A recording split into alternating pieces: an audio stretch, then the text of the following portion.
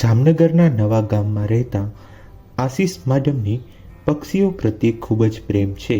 તેઓએ પોતાના ઘરને આ પક્ષીઓને સોંપી દીધું છે. પક્ષીઓની તેઓ અહીં ટ્રીટમેન્ટ કરવાથી લઈને તેઓ સાજા ન થાય ત્યાં સુધી સેવા કરે છે. અત્યાર સુધીમાં 5000 પક્ષીઓની સેવા કરી તેમને જીવનદાન અપાયું છે. મારું નામ આશીષ કેશુભાઈ માડમ છે. નવાગામ ગેટમાં રહું છું. અમારી આ સંસ્થા છે Saidham trust bird house Jamnagar. Address છે નવાગામ ગેટ કેશુભાઈ માડમની હોટલની પાસે. કઈ રીતના તમે આ સેવા કરો છો?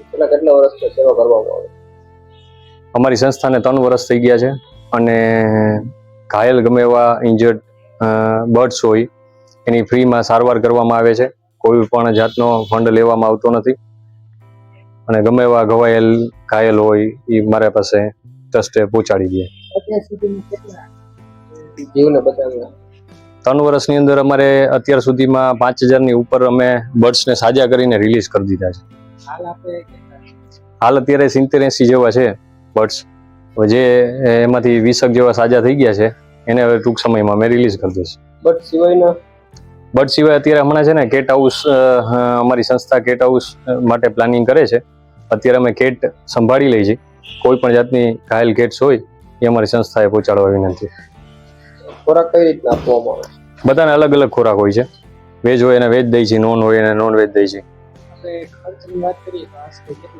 આશરે ખર્ચ અંદાજિત ના કહી શકી. ક્યારેક 200 બર્ડ્સ આવી જાય, ક્યારેક 300 આવી જાય, ક્યારેક 20000 પહોંચી જાય, ક્યારેક 30000 પહોંચી જાય. તો આ ખર્ચ છે એ અમે લોકો અમારા ગ્રુપના જ પોકેટ મનીમાંથી આપી દઈએ છીએ.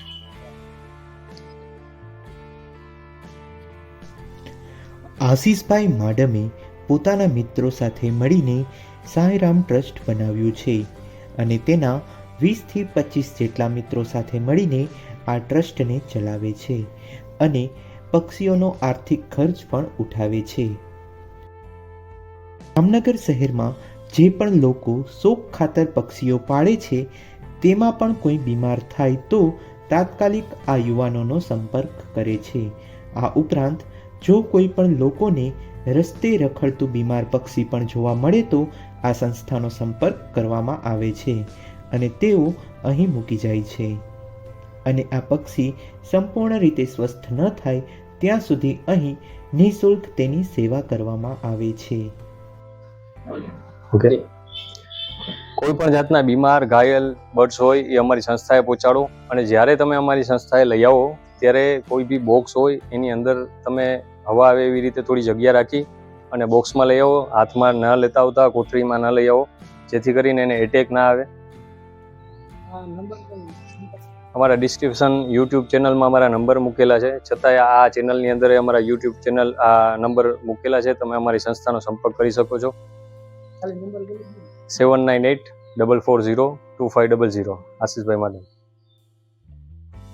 આમ આશીષ માડમનો અનોખો પક્ષી પ્રેમ આજકાલનો નથી. તેઓ બાળપણથી જ પક્ષી પ્રેમી છે.